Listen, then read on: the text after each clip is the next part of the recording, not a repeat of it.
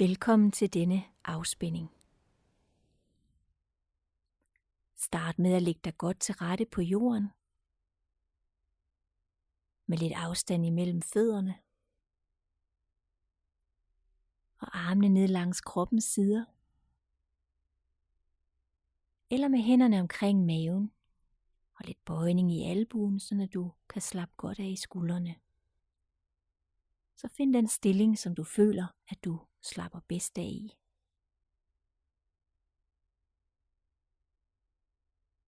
Du kan vælge at have en pude under hovedet, eller en pude under knæene, som vil støtte din lænd. Det kan også være en fordel at have et tæppe over sig.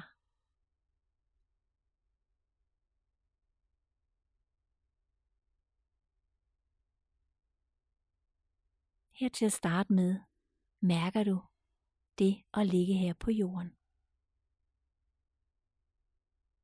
Helt fysisk mærker kroppen, som ligger her. Mærker fornemmelsen af kroppens tyngde mod underlaget.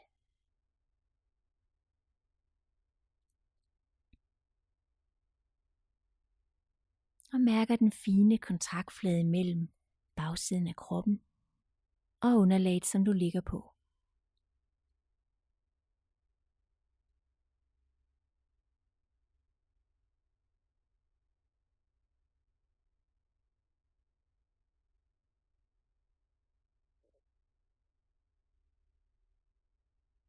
Fra at mærke den fysiske fornemmelse af kroppen, som ligger her, retter du opmærksomheden til åndedrættet. Mærker, hvordan at kroppen trækker vejret, uden at du behøver at gøre noget eller ændre på noget. Men blot registrere det naturlige åndedræt, som det er lige nu.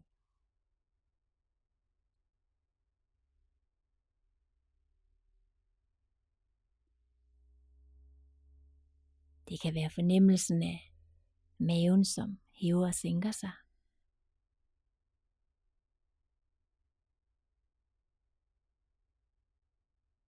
Fornemmelsen af brystkassen, som udvider sig og sænker sig i takt med åndedrættet.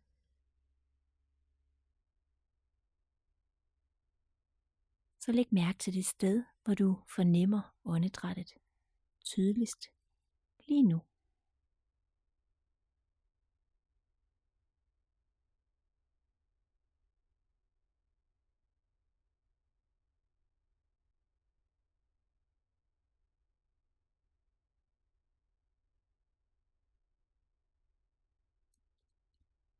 Og læg mærke til den lille spænding, der opbygges i det, du trækker vejret ind. Og afspændingen, som følger i det, du puster ud.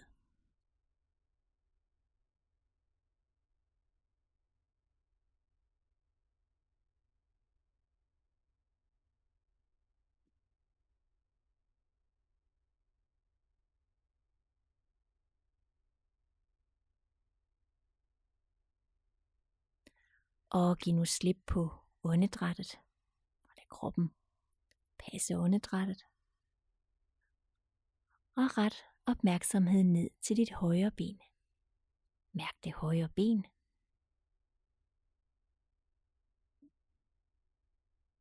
Og løft nu det højre ben et par centimeter over jorden. Mærk spændingen op langs hele højre ben i det, du løfter det. Og hold spændingen der.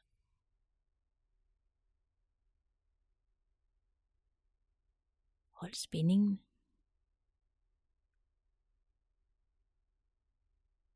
Og giv slip på det højre ben.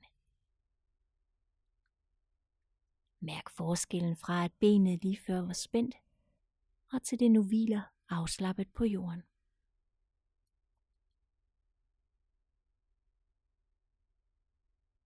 Løft nu det venstre ben et par centimeter over jorden.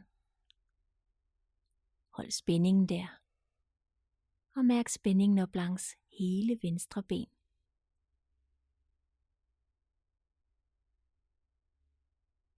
Hold spændingen.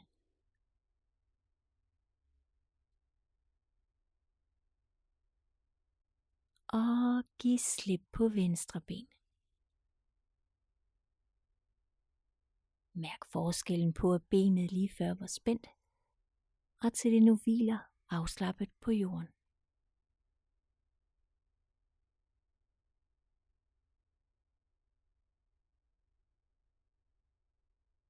Spænd nu alt, hvad du kan i begge baller, og mærk fornemmelsen af kroppen, som hæver sig et par centimeter i det, du spænder ballerne. Hold spændingen der. Hold spændingen.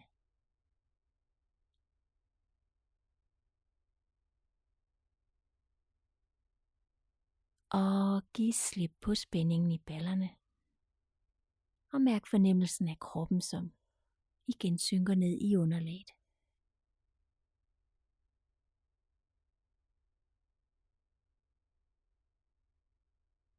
Pres nu blidt lænderyggen ned i underlaget. Og mærk fornemmelsen af den lille spænding, der bygges op omkring maven, i det du presser lænden ned i underlaget. Hold spændingen der.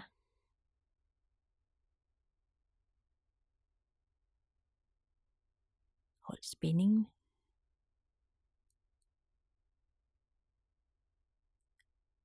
Og giv slip på spændingen i lænden.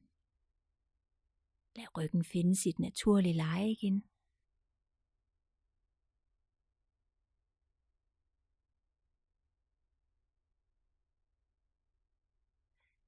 Løft nu brystkassen op mod loftet og mærk fornemmelsen af skulderbladene, som samles på bagsiden af kroppen. Hold spændingen der. Hold spændingen.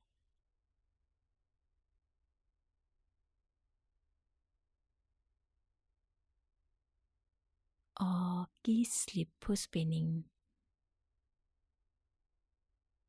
Igen lad du ryggen finde sin naturlige leje.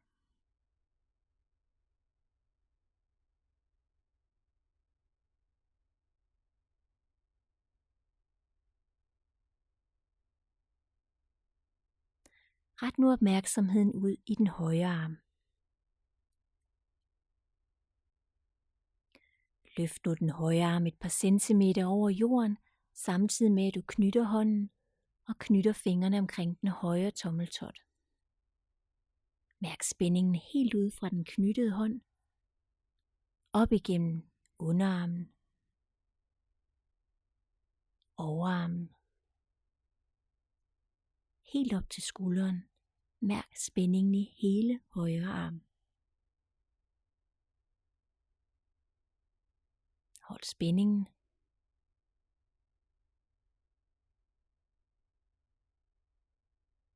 Og giv slip på den højre arm. Mærk forskellen fra, at armen lige før var spændt, og til den nu hviler afslappet på jorden.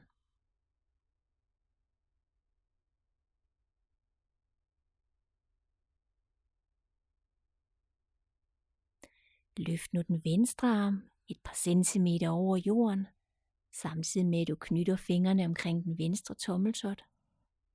Og mærk spændingen helt ud fra den knyttede hånd, op igennem underarmen, overarmen og skulderen. Mærk spændingen i hele venstre arm. Hold spændingen.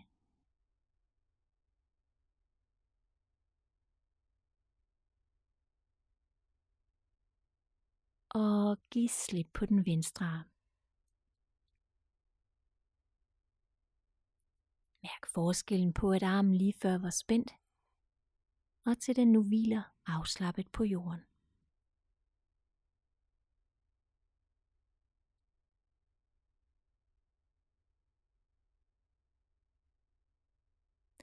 Løft nu begge skuldre op mod ørerne, og mærk spændingen omkring halsen og nakken i det du løfter skuldrene. Og hold spændingen der.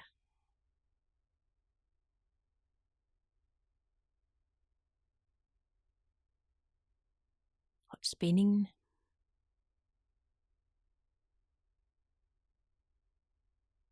Og giv slip på begge skuldre.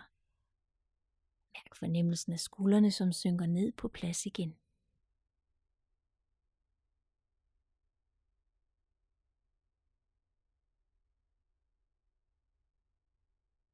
Til sidst lader du hovedet stille og roligt dreje fra side til side, så meget som underlaget. Puden du ligger på tillader det.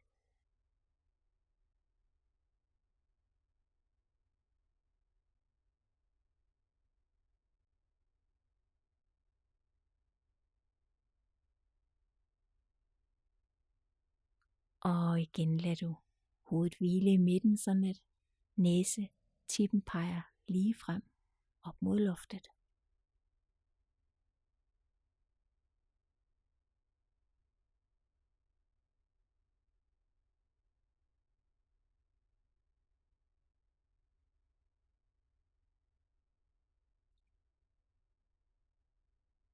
Ret nu igen opmærksomheden ned til begge fødder.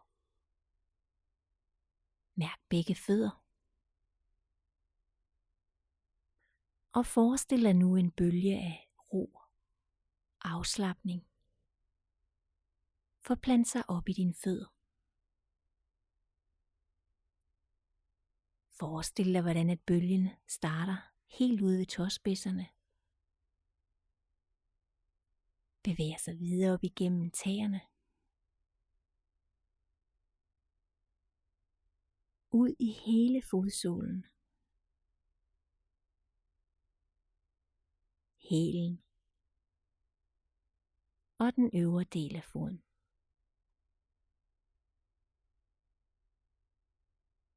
Og samtidig med at du mærker begge fødder, siger du mentalt til dig selv: jeg slapper af i begge mine fødder.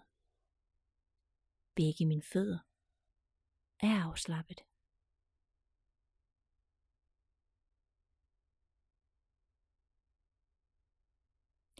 Fra fødderne mærker du fornemmelsen af ro, afslapning. Bevæg sig videre op igennem underbenene. Ud i hele lægmusklen. Skinnebenene. Og samtidig med at du mærker underbenene, siger du mentalt til dig selv: jeg slapper af i mine underben. Min underben er afslappet.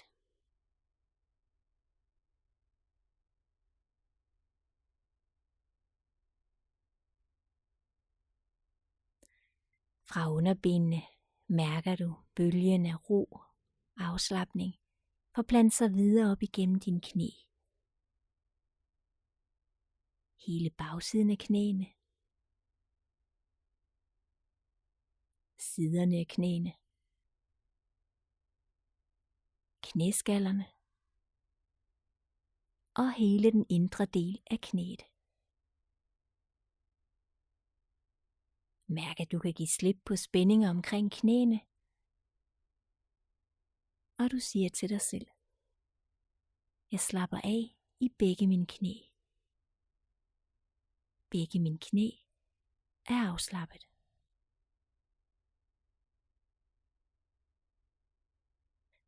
Fra knæene mærker du følelsen af ro, afslapning. Bevæg sig videre op igennem din lår. Hele bagsiden af lårene. Hele forsiden af lårene. Mærk, at du kan slippe spændinger omkring lårene. I det du siger til dig selv: jeg slapper af i min lår. Min lår er helt afslappet.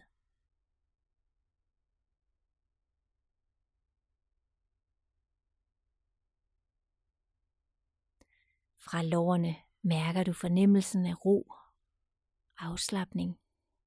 Forplant sig videre op til dine baller og hofter.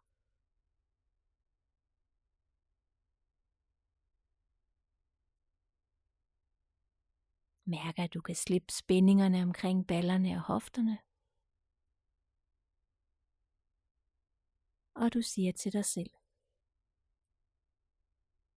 jeg slapper af i mine baller og hofter.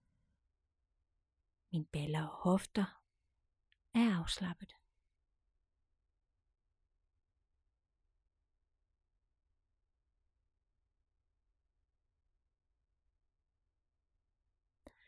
Fra ballerne og hofterne mærker du følelsen af ro, afslapning, bevæge sig videre op igennem din lænderyg, videre op igennem den midterste del af ryggen og den øverste del af ryggen.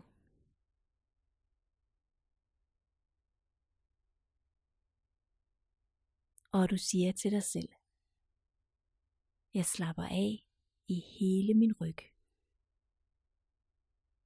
Hele min ryg er afslappet.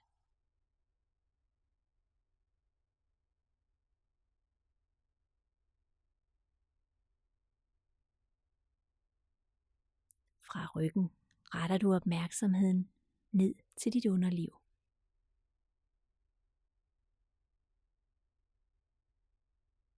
Mærker, hvordan fornemmelsen af ro, afslapning, spreder sig ud i hele underlivet.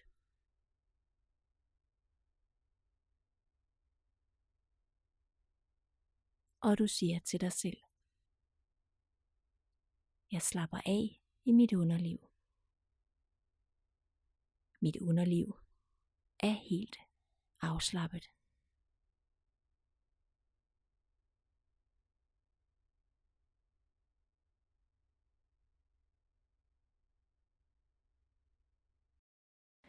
Fra underlivet forestiller du dig bølgen af ro, afslapning, bevæge sig videre op til din mave. Her kan du vælge at bruge åndedrættet til at sprede opmærksomheden ud i hele maveområdet. Mærk, at du kan give slip på spændinger. Og du siger til dig selv: jeg slapper af i min mave. Min mave er helt afslappet.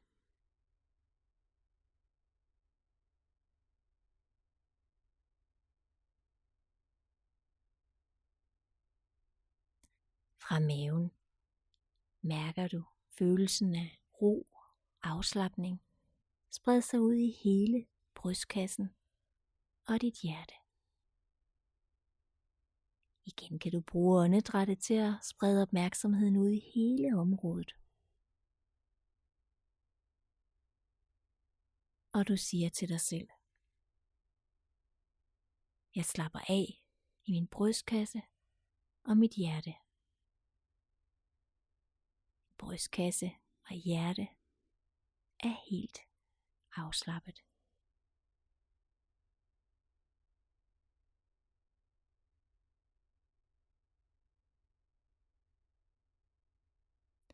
Fra brystkassen retter du nu opmærksomheden ud til begge dine hænder. Mærk begge hænder. Og forestil dig nu bølgen af ro, afslapning, forplante sig op igennem dine hænder. Forestil dig, hvordan bølgen starter helt ud i fingerspidserne, bevæger sig videre op igennem dine fingre, ud i håndfladen,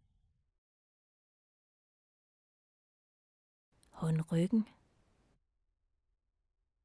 håndledene, underarmene, albuer, overarmene og skuldrene. Og du siger til dig selv: jeg slapper af i begge mine arme. Begge mine arme er afslappet.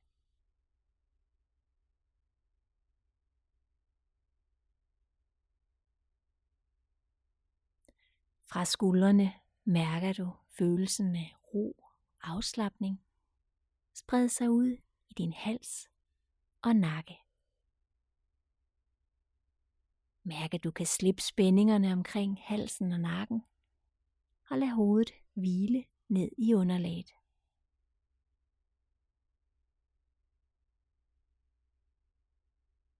Og du siger til dig selv: jeg slapper af i min hals og nakke. Min hals og nakke er afslappet.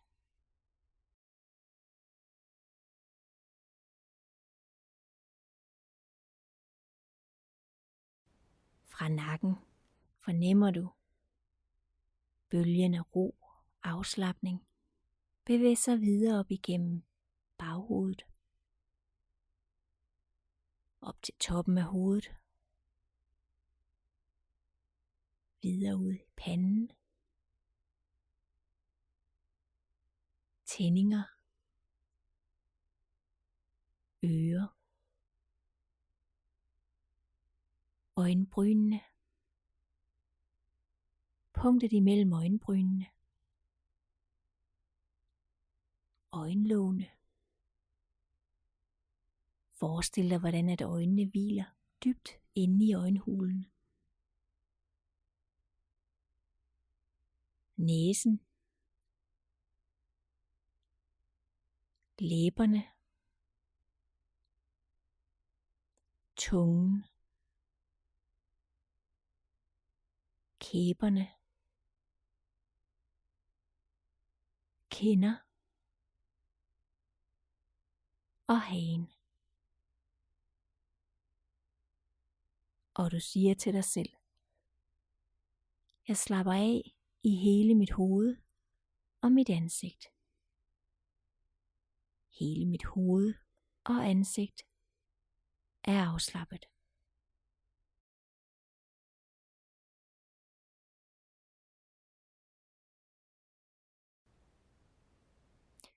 Til sidst forestiller du dig, hvordan et bølgen af ro, afslapning og lys spreder sig ud i hele din hjerne.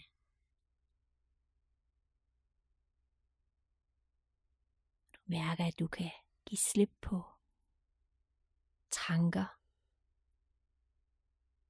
om fortiden, tanker om fremtiden, tanker om gøremål og planlægning,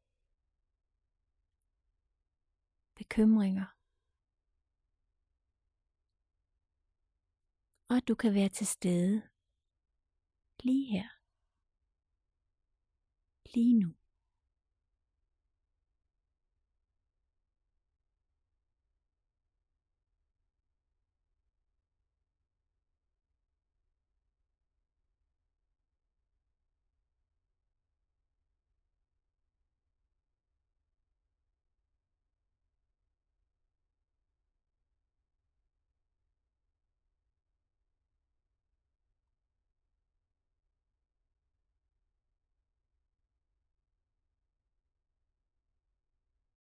Lige om et øjeblik, så er afspændingen forbi. Og når du er klar til det, må du begynde at rokke lidt med tæerne og fingrene.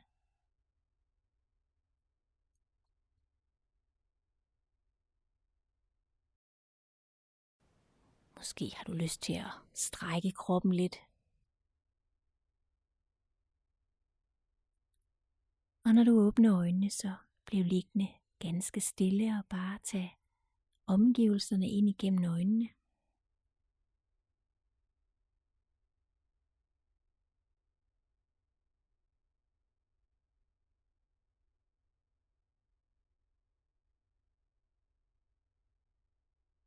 Afspændingen er nu forbi.